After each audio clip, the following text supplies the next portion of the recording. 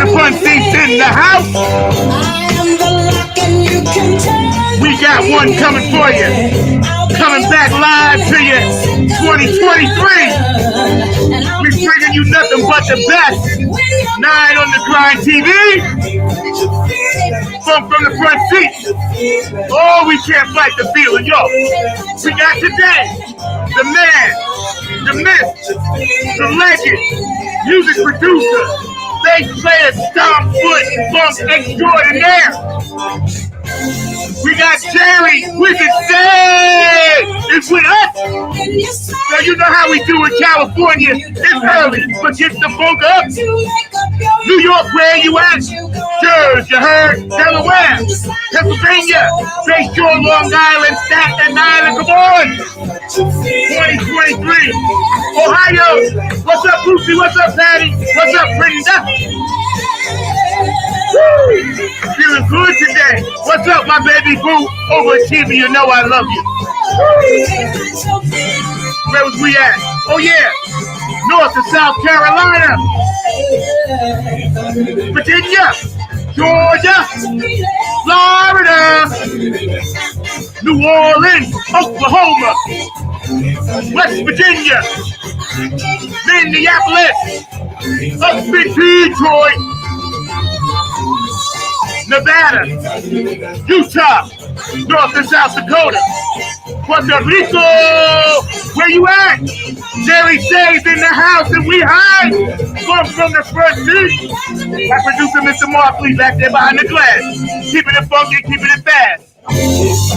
We can't fight the feeling in Hawaii, Tokyo, I'm Young Yo, Japan, Germany, China, Ukraine, we love you, Haiti, Africa, Dubai, we got you, Egypt, over there in Ireland, thank you, Elizabeth, DJ Coccolino in Italy, I love you, woo, Carmen in Australia, I love you, Wendy, I love you, we love all that funk around the world, Baltimore, DMV, Washington, D.C., Chocolate City, Funky Philadelphia, Brooks, I got you. Y'all tune in on the chat line. Keep it active. Jerry Say's with us.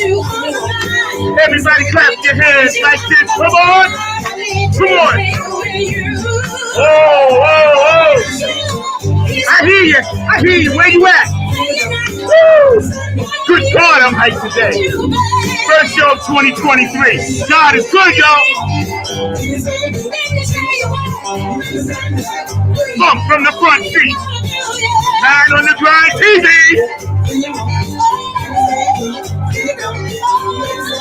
We're bringing you not the tree, but we're bringing you the root of the tree today. We can't fight that feeling. Wyzard is in the house. He flew in on his magic carpet today to hang with us from his planet.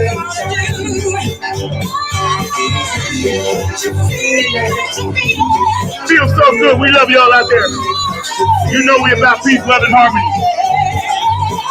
We're going to get this show started. I told y'all I was bringing y'all the goods in 2023. We're going to step it all the way up live, y'all. We love you out there. If you got a birthday, we love you. Anniversary, love you. If somebody transitioned on, we got you too. And don't forget, it's about peace, love, and harmony. Today's guest is a world-renowned, extraordinary music producer, bass player, visionary, innovator. There are so many accolades and names we could give this brother, but we know him as the Wyzard. Without further ado, Funk from the front seat, on behalf of my producer, Mr. Mark Lee, 9 on the Grind TV, is proud, honored, and hyped to the max to bring you Jerry Wyzard Says in the house today. Woo! It's hot. Good God. Damn, Zach, you know how to wake a motherfucker up. Damn right. You taught me that. You said when you hit the stage, stomp them. And I learned that from you, my brother. How you doing? I am good. You know, the weather's good out here. It's been raining in California for the last week. Mm-hmm. The rain is nothing compared to like cold and everything. But life is good. I mean, you know, I've been going through a lot of motion. There's no complaints. I love that's life. beautiful, man. Yes. You know, I wanted to tell the audience, you and I periodically touch base, you know, and I've been knowing you for years, but, you know, when you were down here and y'all were performing and we opened up for you, I was telling people and I opened up for a lot of people played, you And know. what year was this? Wait, I'm saying that was the highlight of my thing, opening up for you. What year was this? Oh, what year? It was like 4 years ago at the Lincoln. Okay. Y'all did the Lincoln, and we put that band together. And I was talking to you, and my bass player got jealous because I told him I knew you from 1977 when I got kicked from backstage at the other Lincoln in New York. Now, why is he jealous? Because he wanted to talk to you about bass stuff, and I was talking to you about the Lincoln in New York where y'all stomped with Larry Graham. Oh, man. I wrote about that gig. Man, that gig. Playing with Larry Graham. Larry is my hero. When I was a kid, I watched Sly and the Family Stone. It was on a network TV show. This was in the late 60s. I mean, maybe this was 19. Yeah, no, it had to be the 60s because I was still in high school. Mm-hmm. And I saw Larry Graham playing. They had the camera under him, looking up at him, and his nostrils were flared because he was smelling the funk, and they was playing this groove. And I said, God, who is that? And that was my role model for how to groove. Yeah. You know, Larry rolled his sleeves up. He had his sleeves rolled up, and his nostrils was flared. And he was, I mean, you know, that brother is like, you know, he's the Hendrix to me from the bass world. Yeah. Funny you say that because I wore my Hendrix shirt for you today. Oh yeah, Jimmy. Yeah. So let's go back to the beginning. The question that a lot of people want to know, including myself, right? Yeah. Wyzard. What's that about, and where'd that come from? Whoa, that came from I'm from Miami. You know, I grew up in Miami. It's called the Magic City. Right. And when I first met Joyce, Glenn, and Mo, I just left high school. I was 17 years old, and we met in a very unorthodox way. But right around through the first 3 years of being together, we all started developing nicknames. And Glenn would always say, do some of that magic shit. And Doc was the first one to start calling me Wyzard. And, you know, just from riffing and making sounds. And plus, you know, I would always claim to be from the Magic City. So, yeah. That's deep because for all the years that I've known you, I never knew. And I told you when we talked, right? I was embarrassed. I was like, you know what? I only know him by Wyzard. I didn't even know your first name was Jerry. So that's a nickname, just like we got Mo. Yeah. And Wyzard. Joyce, her name changed all the time. But it always came back to Joyce. But everybody else's name stuck, you know? Yeah. Because I know they were calling the Baby G for a rap. Wasn't they calling Baby something? Yeah. Like Baby Jean, Shout, Sing. Yeah. She has some killer Electric Peanut. Yeah. You know, you've done so many projects recently. We're going to get into that. And again, we're hanging out graciously with, you know, Wyzard today, Mr. Jerry Say from Cali. He was nice enough to get up early for us. I really appreciate you. So you guys stay active on the chat line and go back and watch this show. It's going to be all over the place at least 3 or 4 times today. But when you first were developing, you were one of the core foundations of that sound. Right. Yeah. And tell me a little bit about yourself and BB about how you guys developed that pocket, that groove that they laid on top of. Well, Zach, it goes way back, dude. I mean, like, I'm writing a book right now, and the editor had me go all the way back to my birth. Right. So I actually went back. I actually Googled the birth year before I came into the world to see what was going on the planet before I came. And then I went through. But my life has always been about the groove. My mother and my father are musicians. I'm from a large family. Everybody plays an instrument. The first time I was able to walk, I remember walking down the hall. I would strum the guitar with my finger and gliss over the piano keys, and I would thump the bass. You know, that was just all I knew. These instruments were laying around, and you know, and that was, I thought every kid had that opportunity. Right. Now that I grew up, I say, no, that was a special household, dude. Yeah. So my older brother Frank was an amazing guitar player in Miami. And whenever he played, it was always groove first. My father, whenever he played, it was always groove. My mother, she was, gospel music. Mahalia Jackson, Rosetta Tharpe, but it Oh was God, yeah. always about the feel and that thing that the music make you do. So that was my gauge about how to play. First of all, they had to make me feel a certain way. And like I played, man, MF went through so many drummers before we got to BB. By the time we got to BB, I think we were around 12 or 13 drummers deep. Wow. Yeah. That's So I had to adapt to each one of these brothers that came into the band. We came to each other, but it was always something that was required. I put the work in to get that foundation because that was the foundation, that's the floor, the bass and the drums. And it was all about giving Joyce and Glenn and Mo and Michael or whoever was in the band something to work on. So yeah, that was all I wanted to do was make sure that that floor was there and it was solid.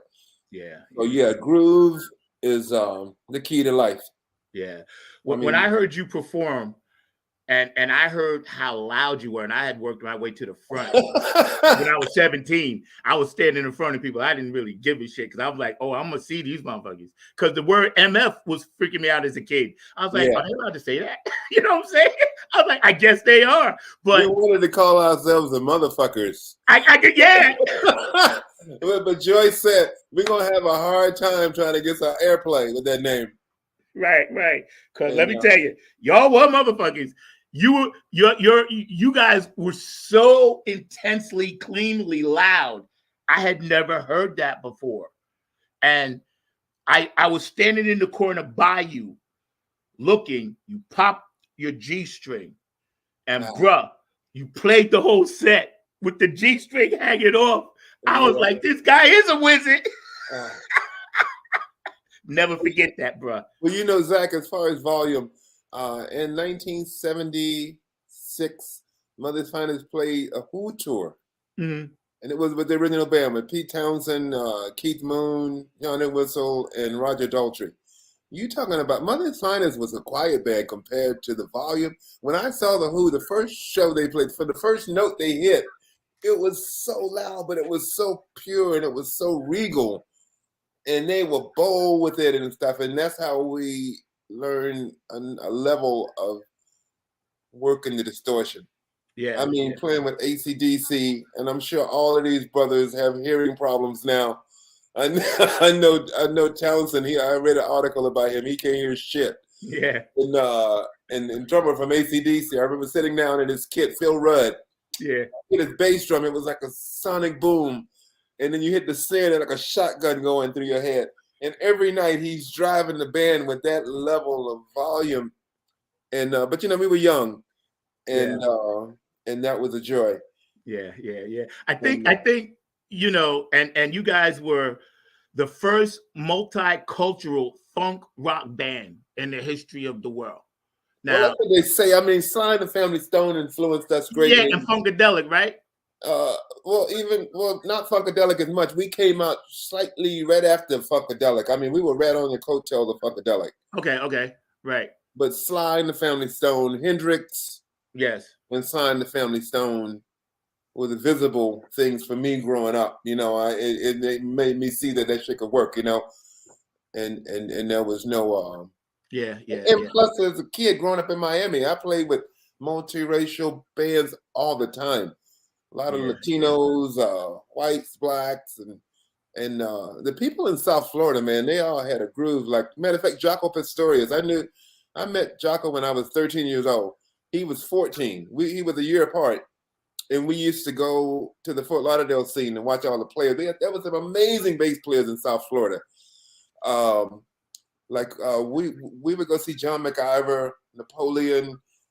There was this one brother named Carlos Vega. He was a Cuban, but he used that muted sound that the guy from Tower of Power uses, Rocco. That really tight bass sound. But he was doing that like in 66, 67.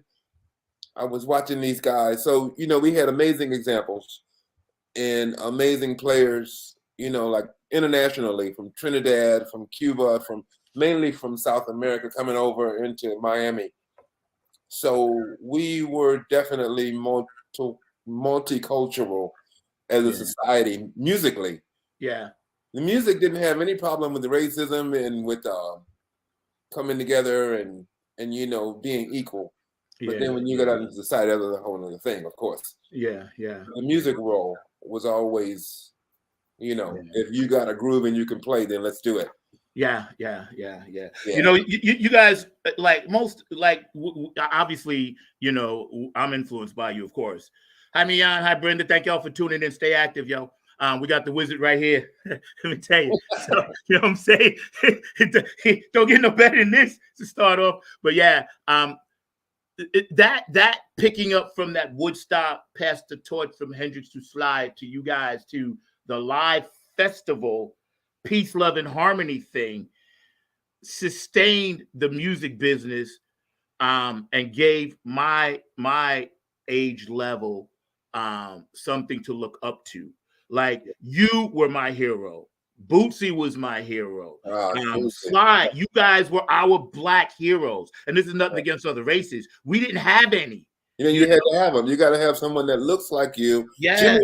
Jimmy was it for me. When I saw Hendrix, I said, yeah, this was coming around the Chitlin circuit. Yes. And you got this brother that was like extraterrestrial and transsexual and he's galactic. He's writing about like the star constellations and shit. And I'm saying, okay, I see. I mean, he just raised the ceiling completely. And then he set his shit on fire. Right, and then he burned his shit up. Yeah. Oh no, my boy, right? Man, I talked to Peter Townsend about that when we were on the Who tour. We talked to Peter Townsend about when Hendrix came to town, when he first came to England, and he was saying that, like, he said he wasn't tight with Clapton and Beck or even Jimmy Page as much until Jimi Hendrix came to town. And then all of a sudden, the guitar players all had this summit. They say, "What are we gonna do about this motherfucker?"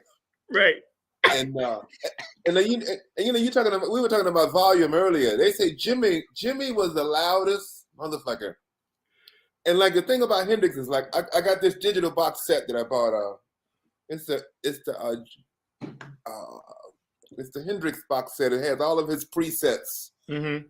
Like for his sounds, and it shows you the setting that he had.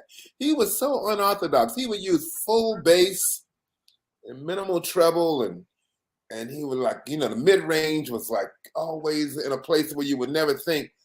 But then when you hear the sound, you say, damn, that's how you got that sound like on Access Bold's Love, or that's how you got that sound like on Crosstown Traffic. And like it was, he approached EQ with a different ear. But his volume, the volume was always cranked, but it wasn't just like, piercing. It was something that got your body, that vibrated you from your ankles and shit. Yeah. I know. I went to the Smithsonian this past summer, my first time there, to go see the Black History musical part. You're in there. I saw you. My boots. Those are my boots. I saw you, bro. The first thing I said when I came, I was like, where's that? You know what Norwood Fisher told me? He said, Wyzard, the reason why they got your boots in there is because you've been kicking ass for so many years. Dude, you got ass prints all around the world, bro. I know, because I got one right here from years ago. So mine is still there. Trust me when I tell you. Yeah, man, when I saw that, first of all, it was nice to go up there. Yes. And, see that. I had never seen it, Mothership, this and that. And I saw you in there. And I said to myself,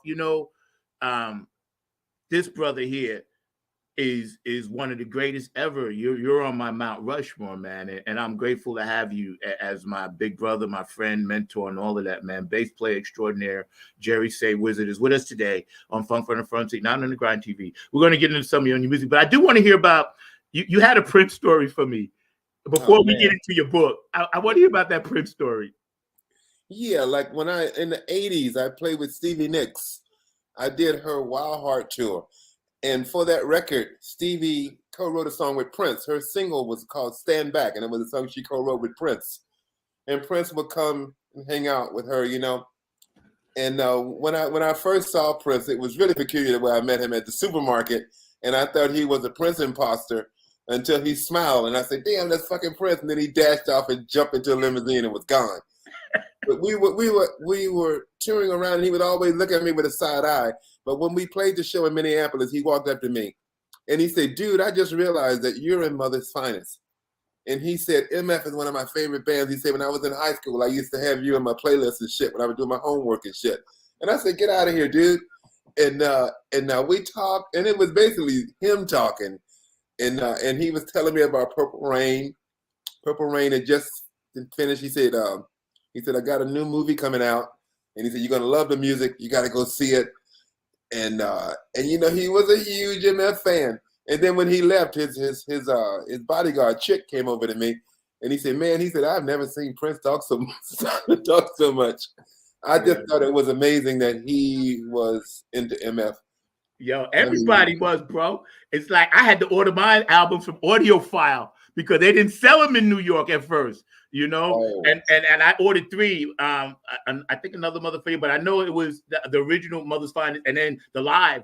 I had to have it. I was not satisfied listening to Mother's Finest at the studio level, even though it was beautiful. But I needed to hear that ass kicking shit that y'all did. And my father used to come in, man, and be like, "Yo, you're shaking the house," because I ran it through my MPEG. Yo, you wrote one of Mother's Finest biggest hits, "Baby Love." Yeah. Tell me a little bit about that. That was about my girlfriend at the time, Connie Stepp. There is no other to compare to her. This woman she touched me in such a unique way. And she's from Florida. I used to always have to go back down there whenever I was off to see her. And those words came out as actual. I woke up early in the morning, one morning, and she was creeping on my mind, and I was burning for her touch. There is no other to compare to you. You got me blindly giving all I have to you.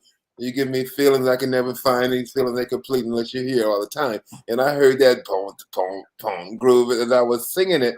And it came, but like the original chorus is different from what's recorded. And I want to do it one day because it was a riff that the guitar and the bass played together, like in the chorus. And Tom Werman, the producer, when we did it, he said, "Let's separate the chorus from the guitar and bass." So I went to the kick drum, and Mo went to the keyboard, and they did the rhythm, and that's the way you hear it. But the song is real, and it's about true love. Young, I was 24, 25, and this woman, I would have married her, but I was scared of marriage, and Yeah. I know. Like I said, man, you guys, the foundation, because of course it's about that foundation. And as much as I love Mother's Finest, they don't roll like that without you in there, and it's a blessing. It's like we wouldn't roll without Joyce. We can't roll without Mo. I mean, we rolled without Mo for a bit, but it was not the same. It wasn't right. But I know probably more about the band than anybody because I'm deep down into it. Yeah. And I'm on the floor for almost every idea. Yes. So I know how everything's conceived. I know the rhythms and how shit's assigned to make it all come together. And it's a simple thing. Mother's Finest wasn't there were so many unique bands. I mean, music is just a wonderful thing. The chemistry and the philosophy and the identity, those things were definitely locked in with MF. And once you have that in a sound, you have your unique sound. I mean, everyone has a voice. Like just this past year, I worked with Kev Mo. I did the whole summer with Kev Mo. And it was such an experience. I went to another level working with Kev. Kev he know his voice so well, and he trusts his voice. And it's just a unique thing. It's not fantastic, but it's fantastic that he knows it. And people love him for it. We played around the world. And Kev's got people coming up asking for this song and that song. And I mean, his catalog is so amazing. I couldn't learn enough music with him because every night I got to learn a new song because people want to hear this and people want to hear that. Kev's probably got 12, 15 albums out. Wow. But playing with Kev and also with Kev Mo, I played the quietest I played since I left Miami. Mm-hmm. Kev doesn't like loud music. He likes for the melodic structure of in the groove of the song to do the work. A lot of times they play an acoustic and stuff. And that was a revelation to me, to where I'm saying, I want to get back to that in my writing, to where, you strip it down to the bones. It's not about the volume. It's about the idea, and it's about the performance, the timbre of the voice. And so that's a wonderful thing. I think when you mentioned some of your newer projects, right? Yeah. We're going to get your banner up and get how people can contact you and follow you. Mr. Lee, are you back to working on that banner for me, please, sir? He popped out. All right, he's gone. My producer pops in and out sometime. But we're gonna have you posted on my Facebook page and everything else, so we can actually follow you, and and people can kind of know. But in I think it was 2011, you were inducted. Mother's Finest, the group, was inducted into the Georgia Music Hall of Fame. Oh yeah, that was beautiful. Yes. Alongside of greats like James and Ray. I gotta tell you about that induction. Yeah, but go ahead. No. You tell me about the induction. That's why I brought it up. We good. Okay. Well, one of the coolest things is Samuel L. Jackson was backstage. Wow. He had to induct Leon Redbone into the cinematography section of the Georgia Music Hall of Fame. And Samuel L. Jackson saw us. He walked up and he said, "How come y'all ain't playing Give You All the Love no more?" And then I'm looking at him. I said, "How you know that song?" And he said, "Man," he said, "I used to watch y'all." He went to Morehouse. Right. Him and Spike Lee used to see us when they were going to Morehouse. They used to come to the Atlanta clubs, and they saw us play, like, even before we cut that first CBS record. Mm-hmm. But he was a fan, and I just thought that was amazing. That Sam was a fan. Yeah. But also that was inducted was Justin Bieber was there for a Vanguard Award, and what's her name? That beautiful black woman, Babyface produced. I know who you're talking about. Yeah, I know you're talking. I can't call her name, but I know you're talking about. Yeah, she was inducted, and the woman from a different world, the sister, the light skinned sister. Mm-hmm. Who man, I'm so bad with names, but like me too. Yeah, but it was star-studded backstage, and Alex Cooley, who was a promoter in the Southeast, he was responsible for every concert. He actually the last Hendrix concert in the Southeast was done by Alex Cooley, and Alex Cooley would bring in the Beatles, or he brought in the Stones, or just everybody came through Alex Cooley. But when Alex Cooley heard we were being inducted, he came out of retirement to be the announcer, and he was kind of ill at that time. But he came from Florida, and he was the one that inducted MF into the Georgia Music Hall of Fame. And like you said, that's like Little Richard, that's like Ray Charles, that's like James Brown, Ray Price, the Allman Brothers. I mean, the list is staggering. Yeah. And it's I was very grateful. Yeah. Being there alongside these legendary MFs, Yeah. And you're one yourself, so rightfully so. And today we're hanging out with Jerry Say, known as the Wyzard, the anchor, the bottom beat, and all that good stuff for the funk rock group Mother's Finest that we all grew up listening to. And my producer, Mr. Mark Lee, back there. Right now, we're going to take a quick 5 seconds. Jerry, hang out with us. We want to shout out P-Funk Radio, and I'll do a couple of shout outs. On the other side, we're going to come back and we're going to talk about your book. We're going to talk about the videos we get ready to show and what you got popping for the future. Yo, told you, 2023. Y'all hang out for us. In the first P-Funk show we did together. Who's that? Oh, yeah, and the first. That's okay, and that too. We'll do that. We'll start with that first. Mr. Mark Lee, we ready back there, bro? Let's do that, bro. Hey, this is Keith Jackson with P-Funk Radio, inviting you to check out my brother Zach Robinson with Funk from the Front Seat. Saturdays, 12 noon on the East Coast and 9 a.m. on the West Coast. It all happens on 9 on the Grind TV and also on YouTube. Great guests, great conversation each and every Saturday. That's Funk from the Front Seat with Zach Robinson on 9 on the Grind TV and YouTube. Check him out.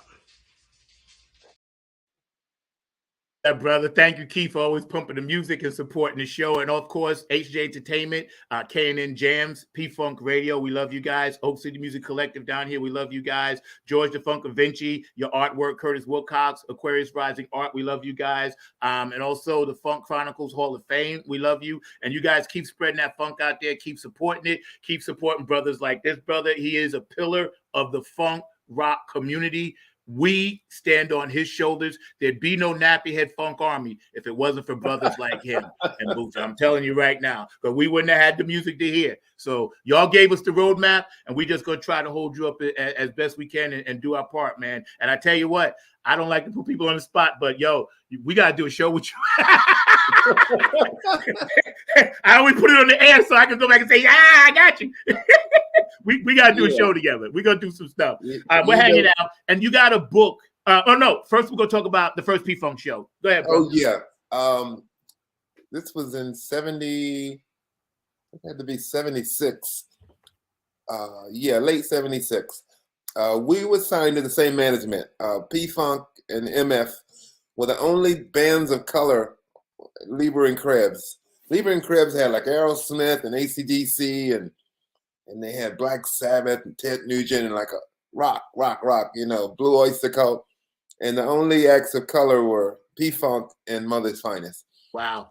And MF was touring the world, touring America, like with all of these rock acts. And then on the itinerary, the next gig, it said Parliament Funkadelic, P-Funk. And I said, damn. I said, okay, cool.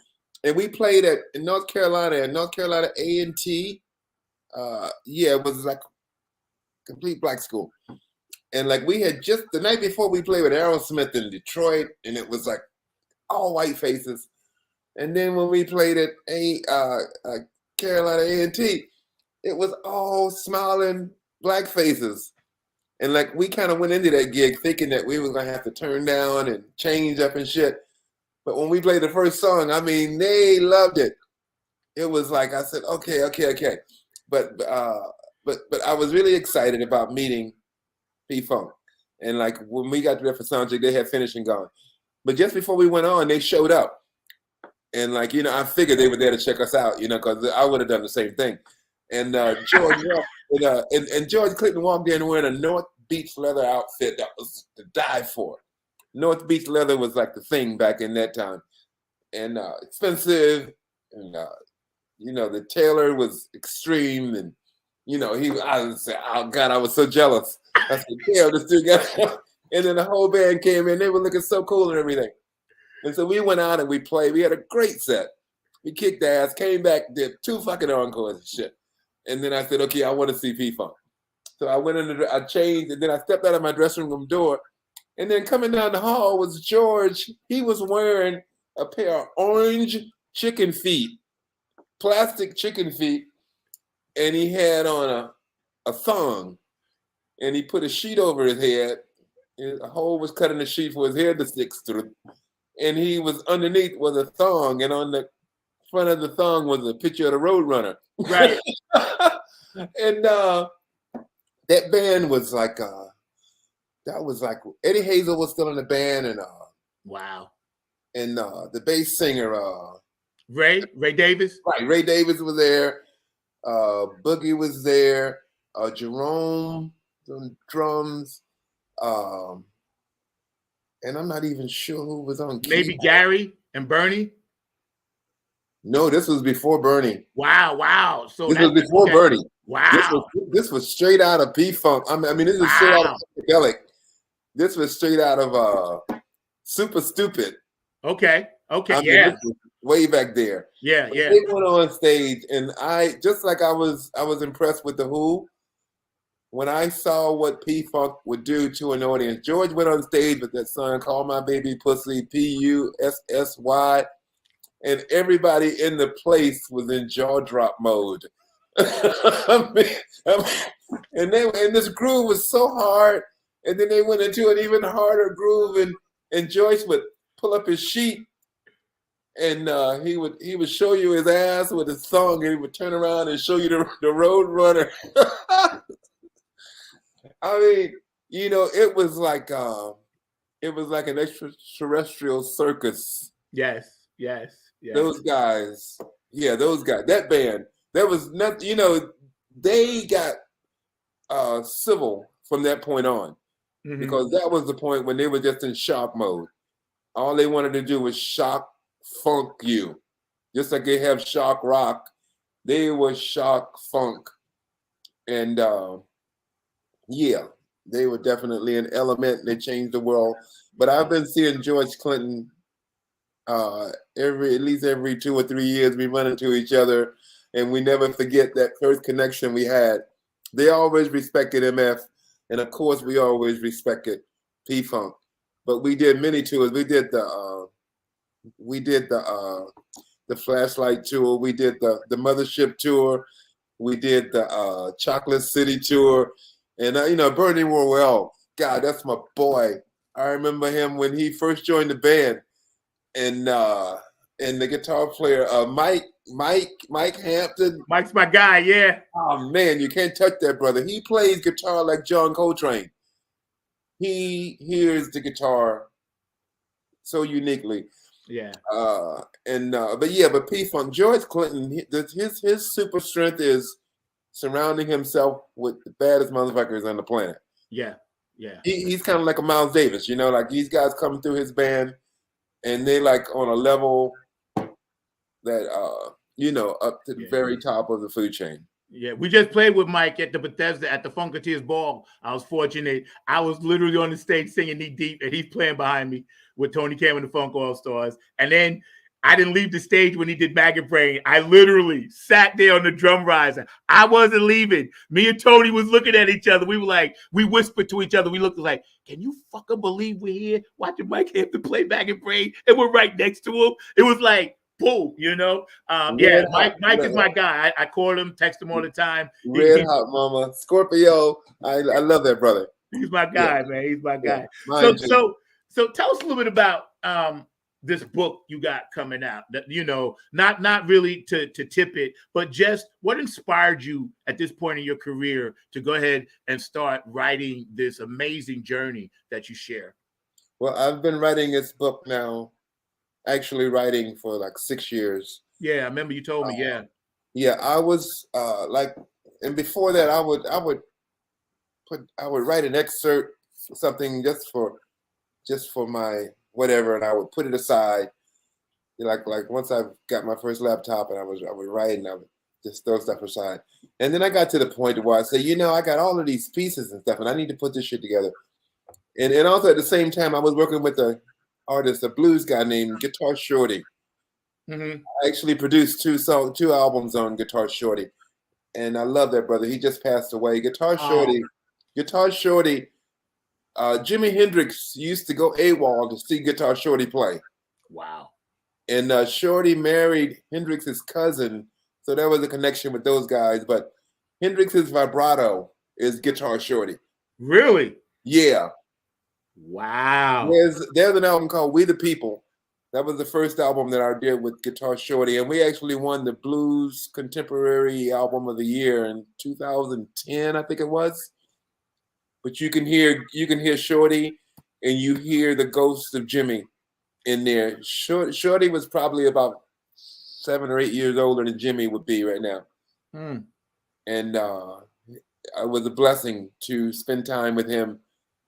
And we did 2 records, and it was the biggest time I've ever had. My producer, Mr. Mark Lee, is a blues personified. Like, I know he gonna go apeshit when he comes on to ask you your question, because I give him one. Now, Mark, you're gonna have to keep that shit short, all right? But he's already chomping at the bit, because David this guy, Guitar Shorty, he knows. Yeah. Mark knows. Yeah, right. Man. So you're writing this book, and you got all your things together. When should we expect this to pop in? This year for sure. I'm doing a soundtrack for the book.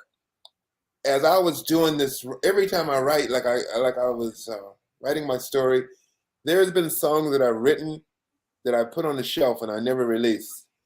And as I was writing this book, I felt like I was impregnated with these songs. I said, God, this just got to come out. And all of the songs that are going to be in this soundtrack have an amazing amount of meaning to my life. Yeah. You know, I was writing these songs from a place of necessity and you know, that's how that was my life's blood to live, you know. And I was really glad, like when I first had the idea, I said, okay, Warren, I need to think about a soundtrack. And then I just went through the book and I was saying, okay, that one's got to be there. Love and Control, Protection, Surface, Slaughterhouse, all of these things got to be in there. And like, you know, and it's just like a soundtrack for a movie. Like when you would think about what would be accompanying a scene, there's certain parts of the writing to where it's so dramatic and that song comes right in there, you know. But you know, like when I first started writing the book, I was going to start at 17 when I came out of high school and I started my career. But the editor said, no, let's go back to the beginning. Right. And going back to the beginning was amazing. Like when I researched my birth year, it was the most UFO sightings in the history of this country. Yes. That was what year was that? What year was it? 1952. Okay. There was this one incident called the Washington, D.C. incident. Yes. Where there were UFOs hovering over the White House and the Capitol. Yes. And they sent the Air Force sent airplanes there to intercept them. And when the planes got there, the objects disappeared. And then when the Air Force left, they came back. And it freaked the fuck out of America. Yep. And then that was in July. And then in November, we had the first hydrogen bomb was created by America, and there was a test blasting of the hydrogen bomb in the Indian Ocean. It was the biggest boom a human had ever created. And then it was a presidential year, and Eisenhower was a 4-star general. America wanted more stability. We was freaking because he was saying, "Fuck, extraterrestrials are coming. How you gonna fuck with them?" And then the NSA, you know, like it was just a lot of movement in the world. And then I came up in November, and I was born in Florida. And then I had to get into the whole Indian makeup of this country because I was born in Opelika, Florida, which is Opatisawakalaka, which was a Seminole Indian village back when they owned everything, before the Spaniards came and took the land from them. And so my book took on this whole concept of the plight of the American Indian. When I moved to Atlanta, I realized that my grandma was part Cherokee. And then in the 80s, I worked with Ricky Medlock, who was Lakota Indian. And we played like in North and South Dakota and Wyoming. Ricky would take me to an Indian reservation, and it broke my heart into small little pieces when I saw how these people lived, and they owned this country, and it was all taken away. And but my writing took a sidebar to the events of the world. Like I went through Kennedy assassination and into the Martin Luther King assassination, into the second Kennedy assassination, so just the events growing up, what shaped my moral compass about how to survive in the world and understand how mankind is. We have a lot of work to do, and we need to go forward as far as being humans. And instead of making shit to blow each other up, we should make things to generate more peace and love. I mean, you know, we just can't seem to figure that out. Yeah, you know, and it's funny getting back to your book because I'm getting comments on both things. So when you see me looking, I'm getting comments here and there, right? But one of the comments is that, you know, the soundtrack to your book, and you know, that's going to be amazing. And one of my fans popped in, you know, my boo, and say, hey, that's so awesome. So she just wanted to say thank you for that, because not a lot of people are thinking in terms of that. But in terms of the UFO, I'm a hybrid myself. I'm an Anunnaki funk soldier. I was born in '58, the year they claimed rock and roll came through, and I've experienced so many things And being of that ilk, the space child like you, like myself, this is why we all bond. And I think since COVID, the word 2020 hindsight and all this other bullshit, right? Like our light workers now are coming together. You know, we're all coming together, and we're here to spread peace, love, and harmony and get to that next transitional level. And brother, let me tell you something. You're one of the leading lights that we follow. You, Bootsy, Patty, George, Carlin, you know, Mother's Finest, all the ones we stand on. It's you guys that we follow your light, and we appreciate. I mean, you know, like it was like Dick Gregory. I met Yes. Dick Gregory when I was very young, and that's when I turned vegetarian completely from talking to him, and definitely like all the love bands, the '60s. You know, coming up through the '60s, the kids were screaming about the Vietnam War. And all those songs that were written were about love and peace and coming together and seeing the real true value of human life instead of just going and killing somebody that you don't even know. Amen. How else could you do that? With your conscience was just too large to accept that. And so, yeah, you know, like all of those, and that's why that kind of compares to the necessity for me to write the soundtrack for my book, because I had the soundtrack in my life that was there. You know, those songs were being played as they were marching in the streets and trying to get things right. And yeah. I got to tell you, man, first of all, we're hanging out with Wyzard today, and I'm like a fanboy. I got to tell you. So right off the top, I'm psyched. But we're going to play a couple of vids that you sent for us. Mr. Markley, you ready back there, sir? We're going to run some stuff, man. You just hang out with us, and I want my audience to enjoy. And let me tell you, this brother right here, Mount Rushmore. I know you're humble, but yo, I'm gonna give you your flowers. I graciously accept. You know, man, when it comes to there's so many. I know so many vicious bass players, and I don't even claim to. You know, one of my favorites is Michelle and the Giocello. You know her? Oh God, yes. Wait, Zach, I got to tell you this story. Yeah, go ahead. Okay, Joyce Kennedy had to do Women in Rock at Berkeley University.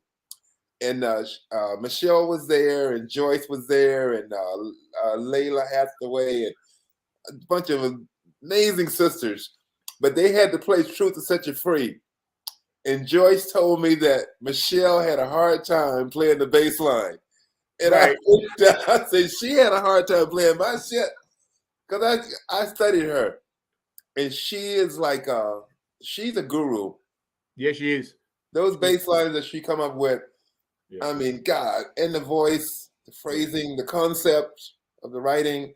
And yes, the consciousness, yes.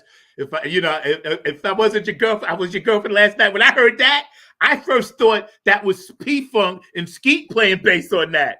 That's right. I was like, what? And then I saw her live. He's holding the bass and playing the keyboards. I said to myself, this too, Brutus?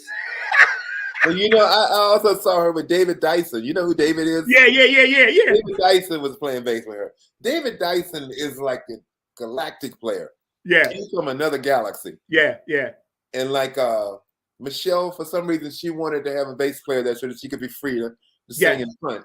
But she had a bass with her. And David was playing, and I mean, he was killing this shit. And I said, damn, ain't no way anybody can play this shit any better. And then she would pick up the bass and play a song. And I said, damn. Yeah, she played much less, but it was way more effective. Yeah. She's from your galaxy. She's from your planet. She's from there. You know, that's her touch and her understanding. Yeah. And you know, see all of this great music that we have today. And Mark, we're going to get to the video, so just hang out. But all the great music we have today, it comes from you guys, and I'm so, I guess the word is honored and proud that I get to be a part of it and play it. But at the same time, I taught at the School of Rock for a while, and I told you the story on the phone. They wasn't going to fire me because I was one of the best teachers there, but I was teaching them about you, Jameis Jameson, Boogie, Skeet, Stanley Clark. You know, I was teaching them about the Cat and Zeppelin to play bass and foot keyboard. If you want to get the truth, you got to go there. Yeah. And my manager and owner would get pissed at me. And because, I ain't teaching the standard stuff. I would show them videos half my lesson. I said, look, go home and study this. Come back and then play that. You know what I mean? Because I wanted to perpetuate what you guys started. Believe me, we're not going to let that die off. You in good hands. My band, Tony Kim and the Funk All-Stars, Shirley Clinton, we got your back. Like I told Bootsy, we got your 6. It's not going anywhere because we got you. We got you, bro. We're going to pop up this video, Mr. Mark Lee, and then I'll get you on. Don't worry. Don't chew off the doorknob. Just hang out. I love you, Christy.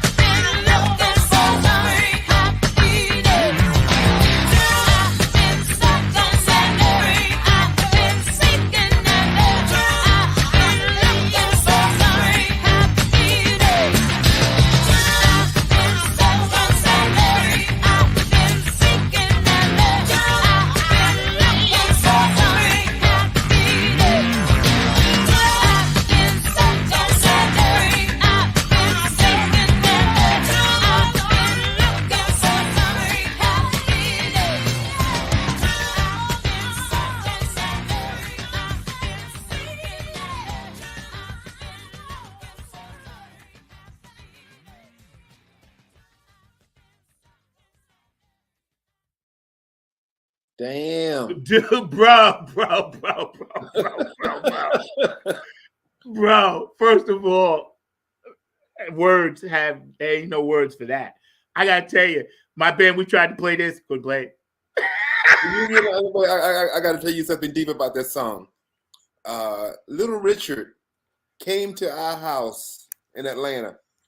This was like 76 before we got that record. Little Richard showed up at our house at midnight in a limousine looking like fucking Cinderella. His hair was perfect. He had on a lime green chiffon outfit embellished with rhinestones, and he had on a beige cape that the driver had to carry up the stairs so that it wouldn't touch the floor until he got into the living room, and he gently set it down. And we asked Richard what he wanted to drink, and he said, "I want tea." We had stories. And then we took him to the basement to play him some music we were working on. That's when we were writing Fire and Give You All the Love and stuff. And he loved it all. And I'm sitting there with Little Richard, and he's sitting there, the shit that we have created, and he was clapping and he was singing along with the gospel aspects. But we had a talk with him. And he said, you got to be yourself. He said, the truth will set you free. He said, and so that song came from a conversation with him about his days when he was going from the church into rock and roll and then back and forth. Teetering. He said, I heard God calling me, and I went back to the church, and I went back and I preached. And then he said, I heard the devil calling me, and I had to go back on stage and do my thing. And we said, that's priceless. You heard God and the devil. Was in our house, dude, and nothing had ever confirmed that my path was correct. Then that time I was sitting out here talking to Richard Penniman, and he's telling us stories about James Brown when James Brown was pulling his coattail about how to sing, and yeah, that's see. These stories on Funk from the Front Seat that y'all are hearing on Underground TV, you're only going to hear this here. So, right. You ain't hearing this nowhere else in the world. And we appreciate you guys tuning in. Stay active. We're going to run the show again at 6. We're going to run it at 12 for our people overseas that watch us. We appreciate you guys. Thank you for supporting the show. Please, please, please keep doing that, because we bring in the real. The truth will set you free. Mr. Mark Lee, we got another video, and then I'm going to bring you on, bro. We got one more for you? We got one more? Okay, just hang tough. Yes, just run that. And then Mark's going to come on because he's going to ask you about the gentleman you was talking about, Guitar Shorty. If I don't let Mark come on and ask this question, he will never speak to me again. David Kearney is my boy. I would love to talk about him. Yes. Okay, we got you. Yeah. The Wizard, y'all. Come on. Now. Funk from the Front.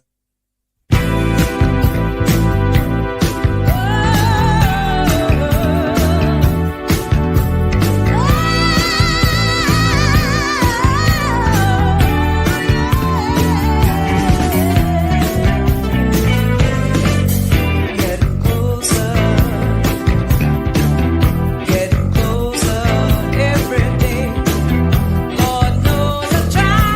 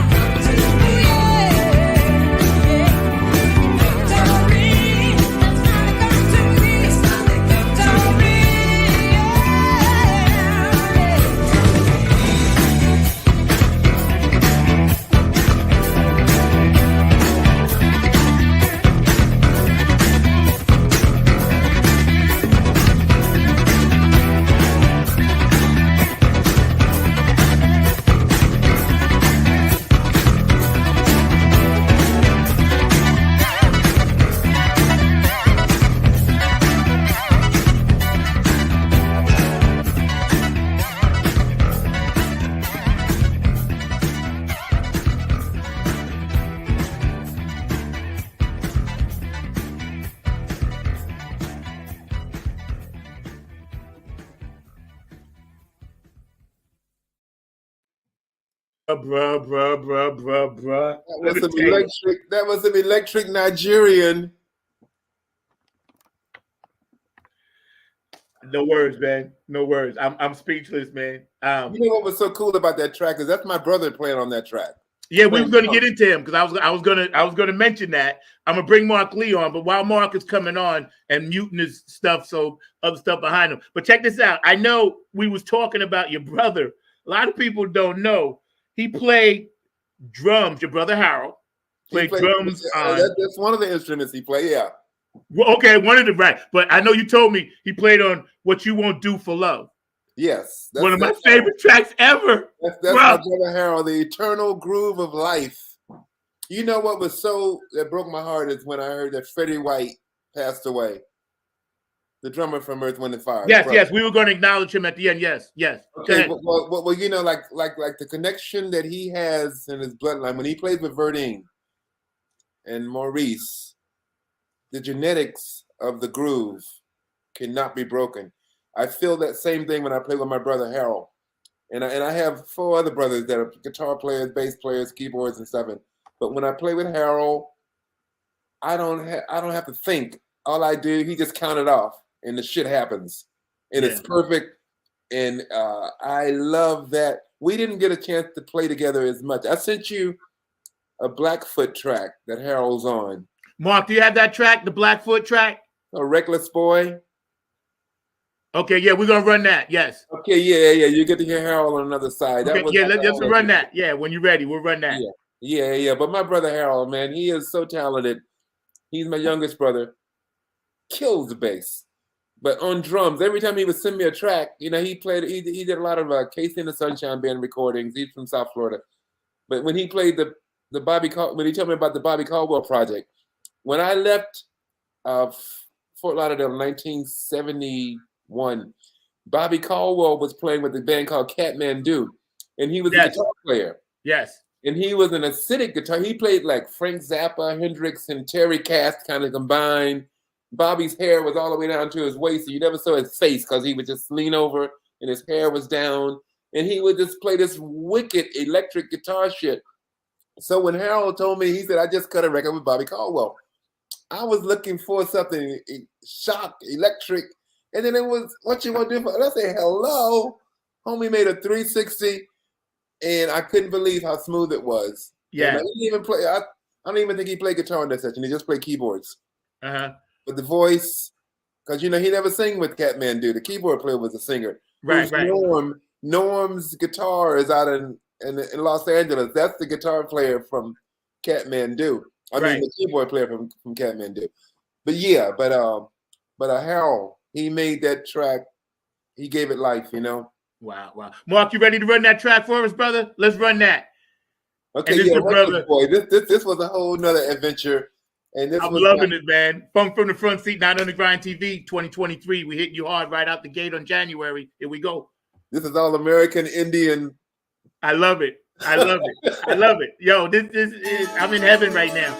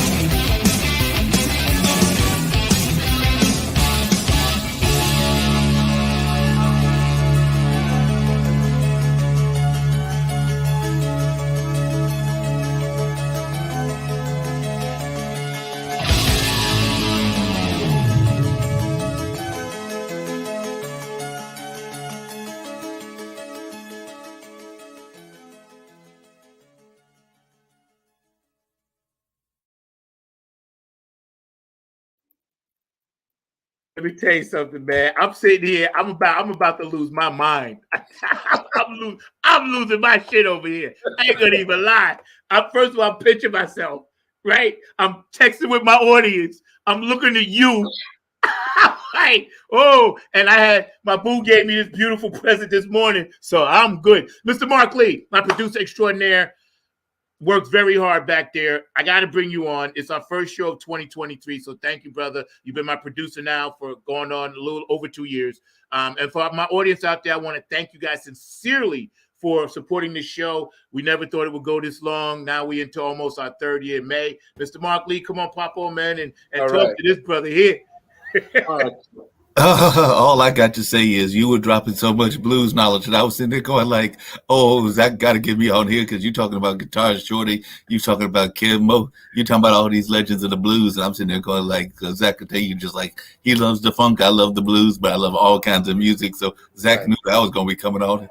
As soon as you dropped all them names, I was going like, this man's probably played with Buddy Guy and BB King and all those other folks as well. But I got mad respect for Kev Mo and for Guitar Shorty and a number of those other names that you dropped, even Bobby Caldwell and a number of others. So you were dropping some serious knowledge, and I know that we've had the pleasure of having some of those artists play at the Hayti Heritage Center, which is actually where I'm working at right now, as well as the Bull Durham Blues Festival, which until recently, because of the whole pandemic and everything, has been out of pocket, but we're hoping it'll come back in 2023 or very soon, because it used to be a big time event outside and all in those lines. But definitely just glad to be here among such a true legend of music. And I just got to say music in general and all in that space. So one of the questions I've got to ask you, Wyzard, because it's something that I brought up several times on the show as just in general, is if you could talk a little bit about the lineage and the importance of blues music, both to funk as well as to jazz and just music in general. So I'd love to hear your thoughts around the importance of the blues lineage. It's a huge link in the chain. You know, it started like American music started, you know, like from slavery in the fields when they were at the end of the day, when you just needed some relief from getting your ass kicked and having to just work. You ain't getting paid and shit. The only joy that you got was to be able to play a groove and to clap and to something. And it started with that. And somebody got an instrument and started playing, and, you know, Lead Belly and all of that stuff that was back in the 30s when somebody found a microphone and they started recording. It started with just this unintelligible, you know, these lyrics, you know, Ebonics is what they used to say it was, because when the Africans came over here, they took their language away and they made you start speaking a different language. And then you couldn't really get a grip on it because you couldn't read about how it was properly done. So you made up your own meaning. And then those were the song lyrics of these first songs that we were hearing. And then it turned into gospel music because, like, you know, that was always a thing. Like, you know, you needed to talk to God. People needed to talk to God. And that was like the whole Christian thing. And then Wade in the Water, which turned into a slave map. He was telling you how to get to the Mason-Dixon line. I mean, it was so amazing. And I mean, people of color, so resourceful. I mean, you could beat them down, always find a way to stand up. Always find a way to go forward. I applaud, and not because I'm black, but just because of the species. I mean, the shit that these people went through. When I went to the Smithsonian African American Museum, not just the music, but when you go down to the bottom floor at the beginning of the slave trade, and you take those steps all the way up to 2016, and you see the progress. And it was the way with music. First, it was started with like just a rhythm, so people could just move their bodies and stuff. And then it got into talking to God with gospel. And then it got a little devilish and turned into the blues, relationships and stuff. And then that got a little bit more intelligent. Like when Lead Belly was singing, you know, he was more intelligent with his lyrics, and his storytelling came into play. And then that turned into, you know, the John Lee Hooker. It was my favorite, John Lee Hooker. I've seen him live so many times. There's nothing like John Lee Hooker. And Zach, Michelle in the Giocello has got to be a descendant of John Lee Hooker.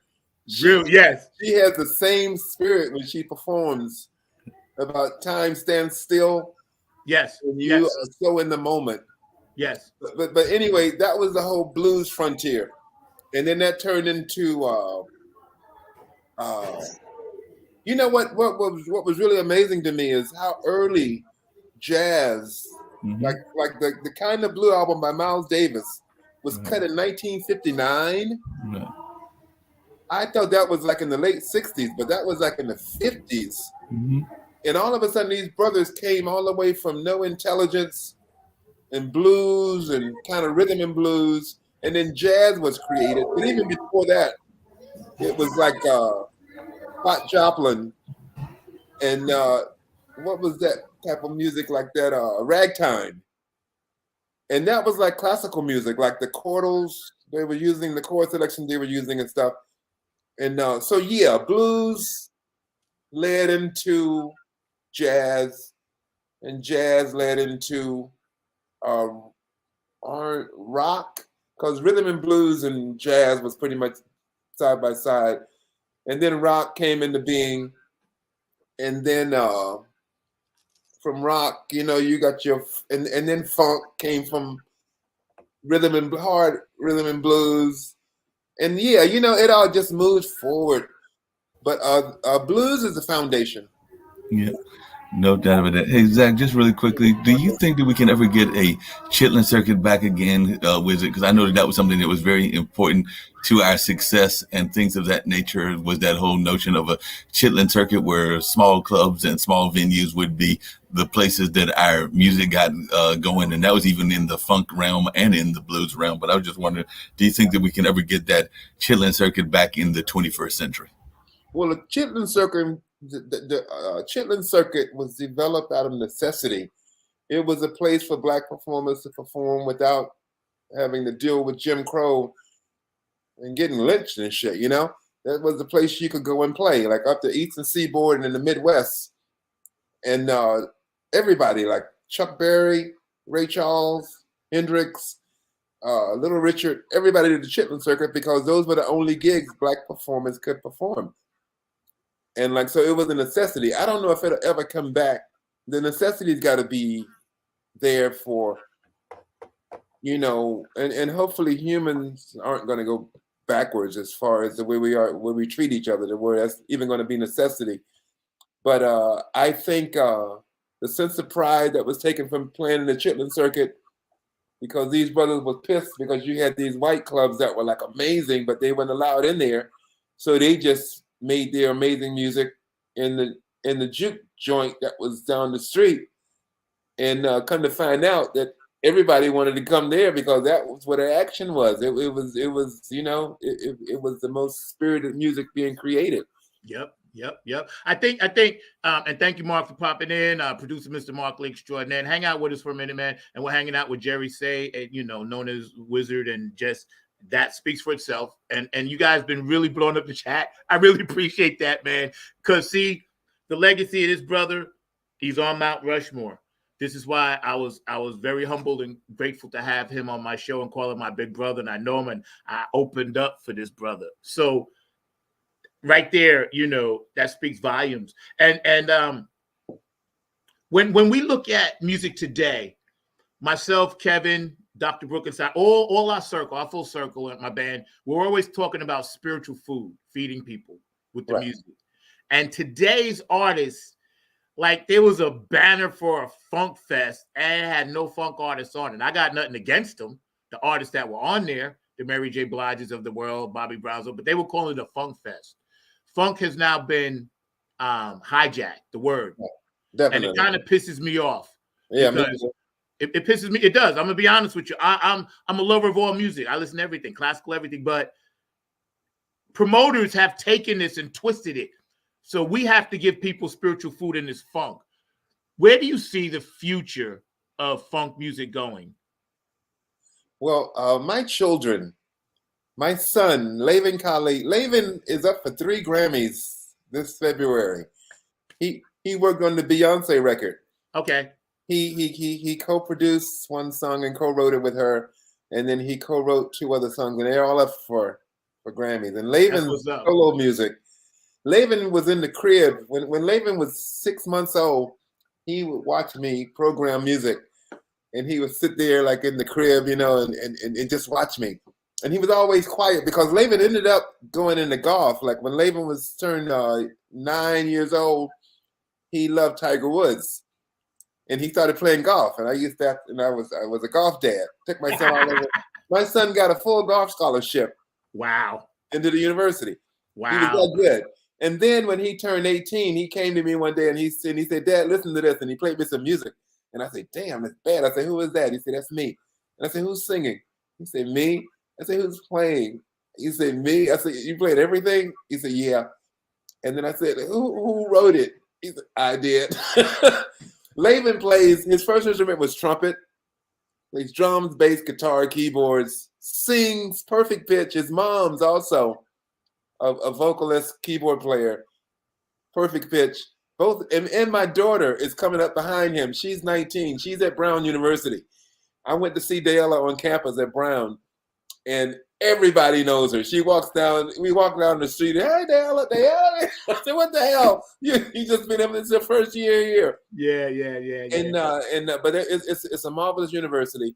But the music that Dayella hears, she hears my funk, but she hears classical music, and she plays drums in a jazz band.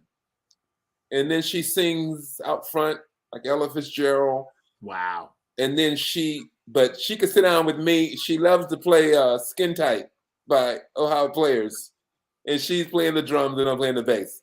Right. And I play brick for her. We play Duzik. Yes. Duzik, yes. Right. So you have to teach your children. You have to spread it, because if they don't get it from the library that Amen. we live, that you are, that I am, that you are, we're supposed to give that knowledge to our children and hopefully find a way for them to understand it. They don't have to take it all, but there's a lot of nuggets in there to make their lives better and to continue on with the flow of positive life, Amen. And that's what funk is going to need. Funk is something, it's not going to die, because as soon as somebody hears the right groove, they're going to say, it makes your body do things that, Yes. Yeah, there's a physical reaction that touches your soul. And the best of every genre of music does that. It gets you into your God within. And that's what funk is, connecting to your God within. You got to have it. Man, some of those P-Funk shows that we did back in the 70s, it has never, the whole spirit of a funk, man, and seeing an arena full of people, and especially when you brought up the Chitlin Circuit, Mark, I describe in my book, I said Parliament Funkadelic was a perfect expression of post-Chitlin Circuit freedom, because they were able to be the funk and nothing but the funk. That was a time when you couldn't do that in this country. But the road that was paved by Chuck Berry, Little Richard, there was this one guitar player, I forget his name, he used to play behind his neck. God, it's just my, but anyway, the road that they paved gives us the freedom to live and to continue going forward. And that's what it's all about. It is. I know I got 2 daughters. Kayla, shout out. She's at App State, so I love you. She's a freshman. My other daughter's a freshman in high school. And they know, I took them all the way back to Screaming Jay Hawkins, Howlin' Wolf, and I made them watch them docs, bro. Wait. Howlin' Wolf. I played with Hubert Sumlin. Up in Woodstock, New York, Levon Helms, the drummer from the band.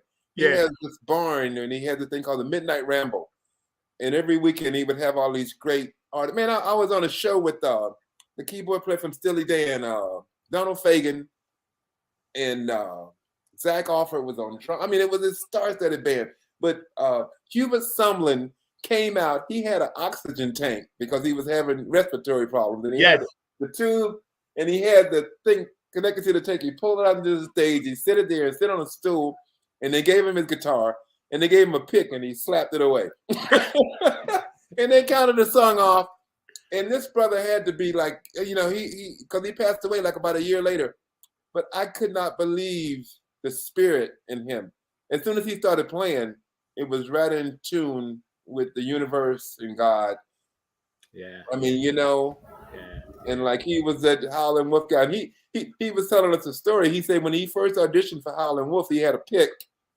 And then Howlin' Wolf say, go and learn how to play with your hand, then come back. Right. And he came back, but that's Hubert Sumlin playing on Wayne Doodle, I mean, all of those, those Howlin' Wolf songs is Hubert Sumlin. Yeah. Mark, can we get a banner up while we still chatting? But you know what, Wizard, like when PBS is such an underrated part of our educational system, right? Because they show docs, PBS, PBS, and they when they showed the doc of Mahalia Jackson. Right. I was recorded on my VCR. I still got those tapes. Howlin' Wolf. I recorded every doc I could because I was like, you know, America, they're trying to teach stuff out of the kids. And people like yourself are trying to believe this whole thing they call it. They accuse you of being weird because you're awake. Yes. What the hell is wrong with that? Yes. You want to be awake and aware of everything that's going on. You don't want to be asleep and just not moving forward. That's right.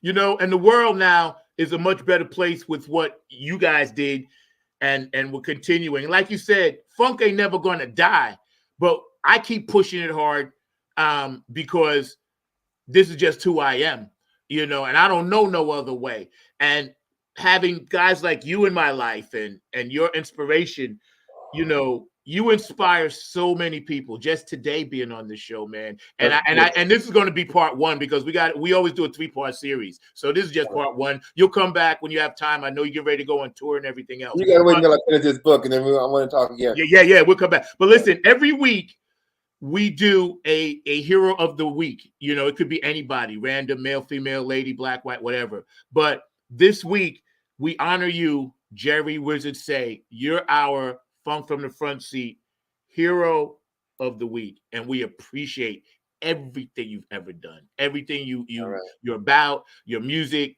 your family, the way you spread peace, love, and harmony, your vibe, everything about you, bro, is golden, and it's golden. And we got about 3 minutes left. We always give our guests the last word. We're going to give you the full screen. Mr. Markley, you have anything else for this brother before we jet up? Hold on 1 second. I was trying to get the banner up. No, you're good. You're good. You're working it. It's good. Don't worry. You're working it. No, I was definitely working that banner, trying to get that banner up and running for Mother's Finest and all in that space. But definitely it's been an honor hearing the Wyzard speak and all of that. And he was dropping some knowledge. And I agree with what he was saying about the education system, both you and Zach bringing that up, because I've been trying to figure out why we're complaining about people being woke, because we all want to be awake and everything during the course of the day. So that makes absolutely no sense to me whatsoever that they are making woke a bad thing in that sense and everything. So I guess one of the quick questions I've got to ask you is, I know Zach's very big on education and music education. Do you think that we're doing enough in our space around music education, and what can we do to make it better? And we got one more song till we go run, so don't go nowhere. You know, that's a loaded question, Mark. We have to do the best we can. Be creative, like what you guys are doing right now. You can reach people, you know, groups of people, and make sure you give them vital information. I mean, you know, things that'll pull them in, because, you know, times change, and I love to go with the times.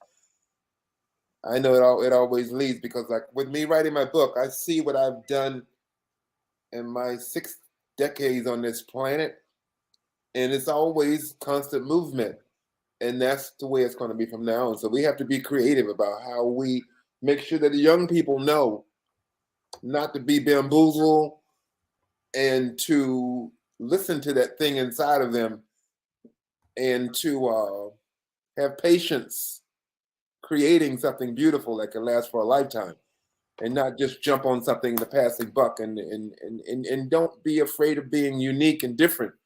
You don't have to be like the next guy, you know. Just learn how to perfect you. And confidence and courage and all of that kind of stuff is what needs to be instilled, especially in Black kids, because we've been beat down for so long. You just want to have a fair shot being able to present this God-given talent that's within.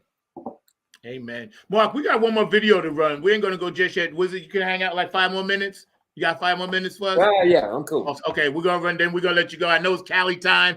You were gracious enough to get up early, and believe me, bro, I got up early and went to sleep late, but it's all good. It's all good, man. You changed the world today, once again. And so I thank you. Mark, run that video for us, man, and we're going to hang out, and then we're going to give Mr. Say the last word on the big screen, then we're going to crank up the car, get in the front seat, and get the funk out. Yo, bro, believe it or not, I started this in my car, a 5-minute thing during COVID.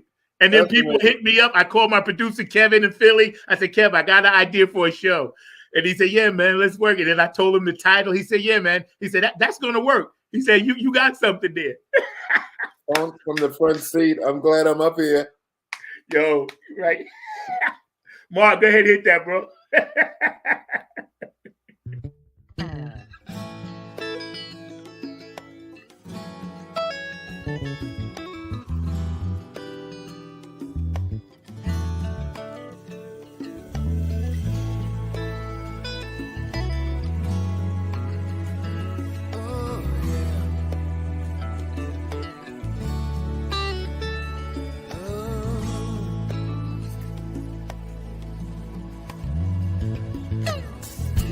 With my arms in the air, trying to get your attention. And the sky's so blue, baby, where are you? We need to be right here, we need to be together. Have you cut the silver cord, baby? Cut the silver cord and simply float away.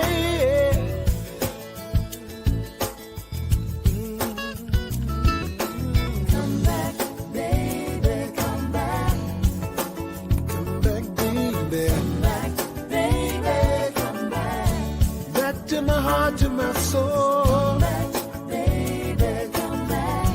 I need you right here with me, baby, baby, come back. Baby, my arms in the air, still trying to get your attention. Did you forget you mentioned that we'd hang out today?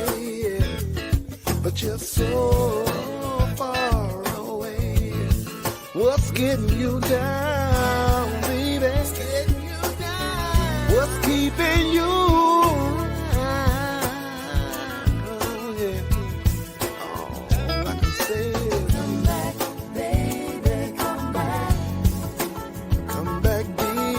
Come back, baby, come back. Back to my heart, to my soul.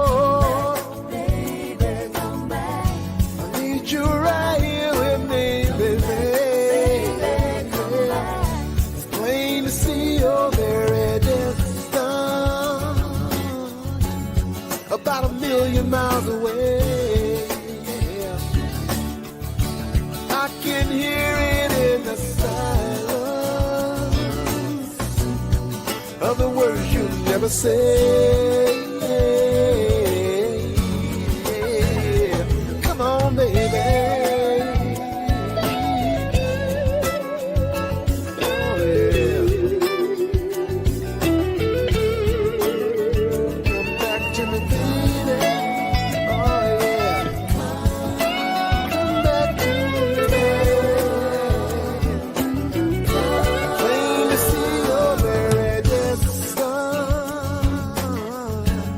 About a universe away, girl. Can you feel my rapid heartbeat, baby? Hoping you're not gonna stay.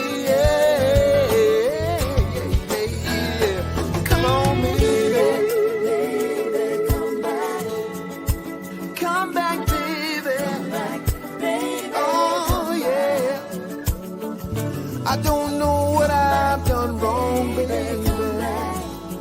Please let me know. Whatever I can do to make you come on, baby. Come on, baby. Come on, baby. Now come on, baby. Come on, baby.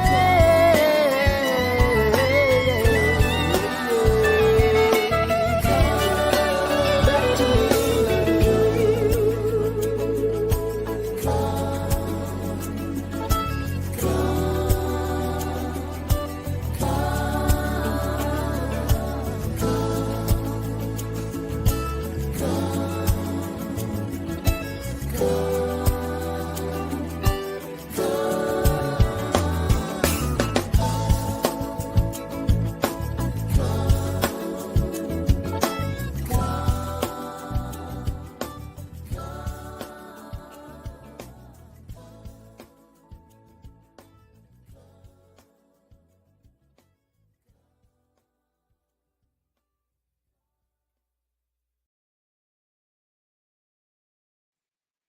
I can't hear you. Absolutely amazingly beautiful. Absolutely.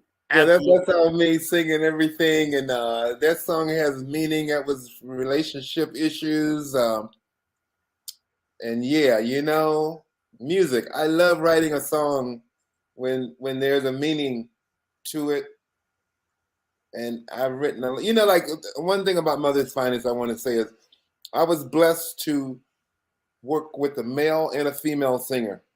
Joyce Kennedy is like the baddest bitch ever born. I've seen, she sings, I mean, her voice is amazing. And then Glenn Murdoch, he's a character singer.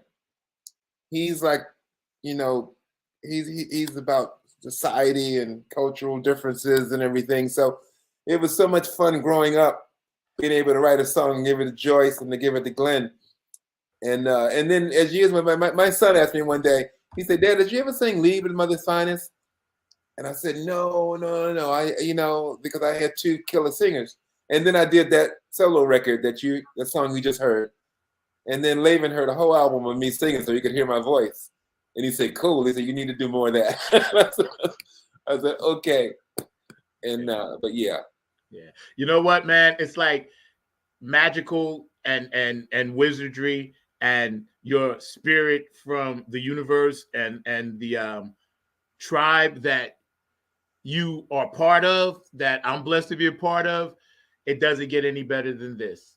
And I got to tell you, man, you're my hero forever and ever and ever, man. Because you're right here from my heart, my brother. Let me tell you, it's just, after I'll call you in a couple of weeks and we'll chat about some other stuff. Wait a minute, what's that on their hat? Huh? That hat, the logo on your hat. Oh, this is from Afterglow 9416. And it's actually a tribute to Boogie Munson. It's Benevolent Funk, which is Donna Sneed, and Donna, you know, Donna Boogie's widow, and Otis Hawk down in Atlanta, Georgia. They market Boogie's products, and it's a foundation to help keep funk alive. But the foundation is in the name of the late great Boogie Monsoon, one of Harlem Funkadelic's, you know, bass players that laid down a lot of shit. So when I have them on the show, I always ask people to send me swag, right? And they sent me this hat. Yo, when Donna sent me a hat and 2 shirts, bro, I freaked the funk out. I was like, Boogie. The spirit. Because when I'm sitting here writing and this and that, I feel Prince. They come to me, Gary Scheider, Boogie Munson, and I always write my music from 12 o'clock to like 4 in the morning. That's my time. Gary Scheider. When I first met Gary, I think we were the same age. And we were kindred spirits. I mean, we were from the same tribe. Except I would never wear that fucking diaper on stage. I couldn't pull it off. But Gary Scheider, this was in the early 2000s. I went skiing in Nevada. And we went down to the casino and it said, tonight, P-Funk. It was at one of was performing. So I got inside and I made my way all the way to the front of the stage. And Gary was still alive. And they were killing. And I mean, they were killing. And Gary saw me And for some reason, that's when I realized George Clinton is fucking blind. He was looking at me, and Gary came and he said, "Say, George, that's Wyzard."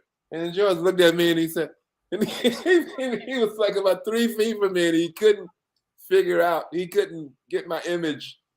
You know, he couldn't fucking see. Yeah. But like Gary was saying, that's Wyzard. And that was the last time I saw Gary Scheider. And they were amazing. P-Funk was like, the spirit of P-Funk. When they start playing, an aura surrounds the room. And, all the great bands have the same thing. Like when they perform, there's no competition with this. It's just their moment.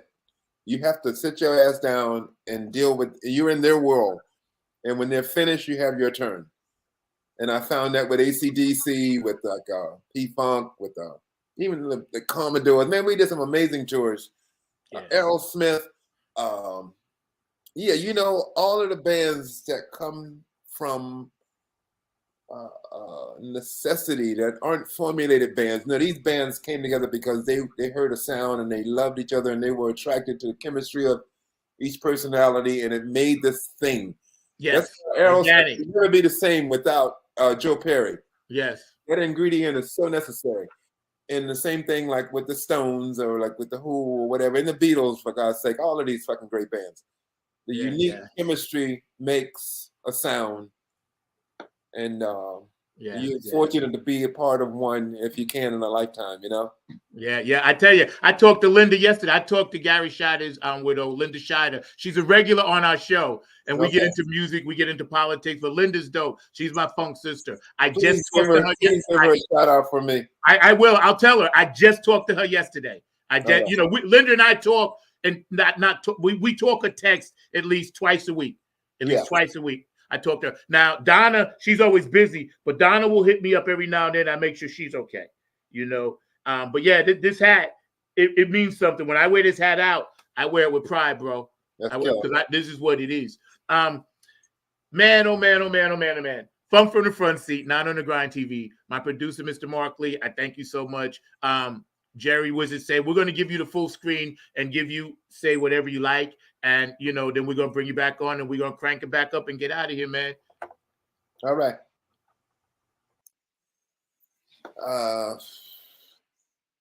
What would I have to say about it? Just make sure that 2023 is going forward.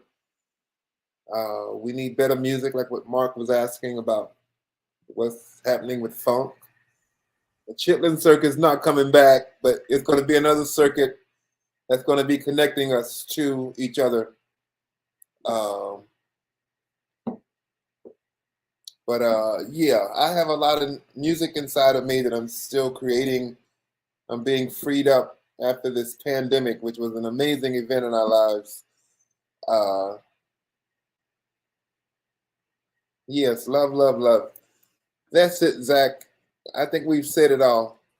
Bro, I think we said it all. I think we've done it all. We're going to crank up the car. We're going to get out of here on this one because I know this there who I love dearly. And when you mentioned it, that was the first thing I thought about. So,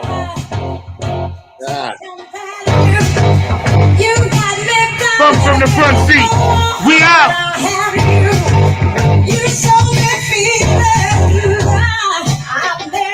The Wyzard was with us today, y'all. Enough said.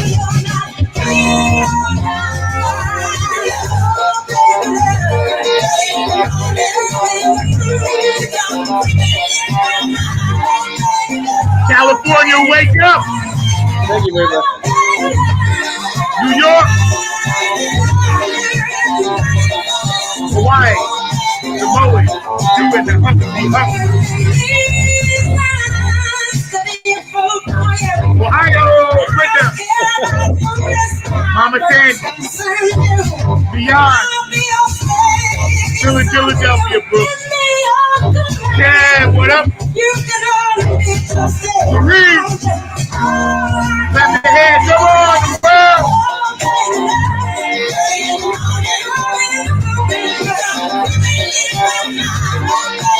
I love you, Christy. My boo.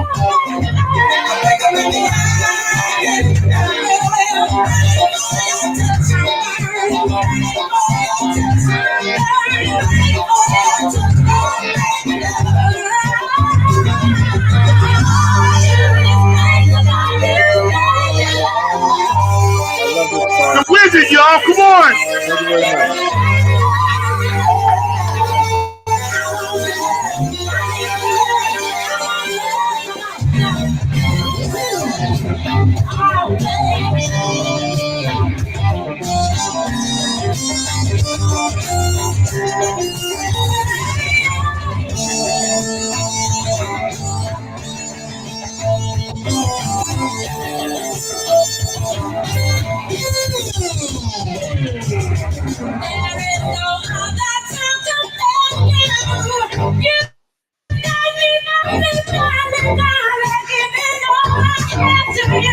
New York. Around the world.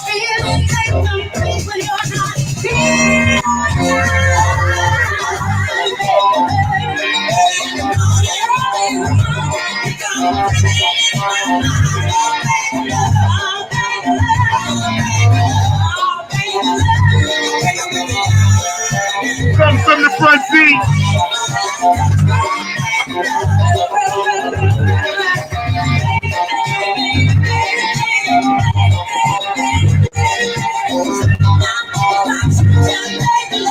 Woo! Hang on, y'all.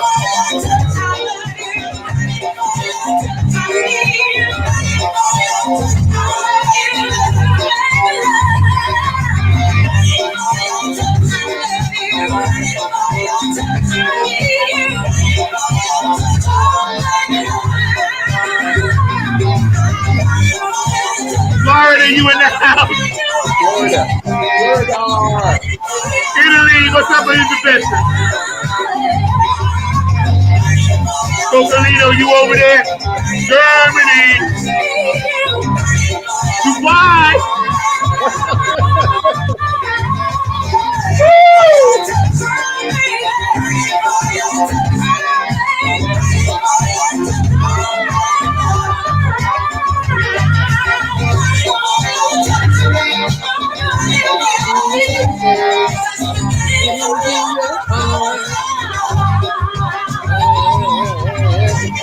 Come from the front seat, 9 on the grind TV, every Saturday, 12 o'clock,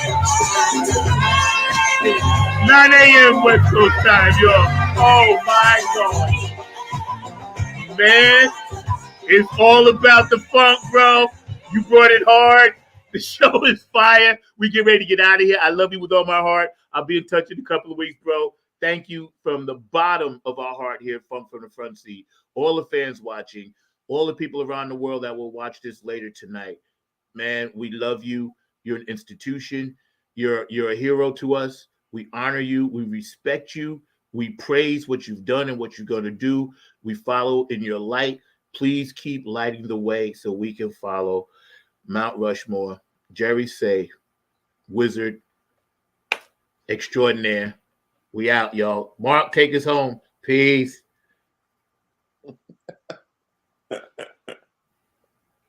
Big love. Man, let me tell you, bro. Yes. Let me tell you. It's special. You got to put Wyzard.net up there. Okay, Wyzard.net. Hold on. Okay, hold it, Mark. We got to fix that. WYZ. And I'll tag it. WYZ at WYZARD.net. Got you. Mark, we'll fix that. You can keep this one also. Yeah. Okay, and we'll make sure we add that, and I'll tag that. Text that to me, and I'll tag that to my Facebook post when I thank you. Because I do a thank you on Facebook, and I'll tag it. Wyzard.net. I'll find it, and I'll tag you. I got you, bro. I got you. We'll make and sure. And also Wyzard Base on Instagram. Got you. Okay. Wyzard Base on Instagram and Wyzard.net. Got you. Man, and I'll tag them both. They kicked me off Facebook about 5 years ago, and I could never get on again. Yeah, really? That's crazy. Yeah.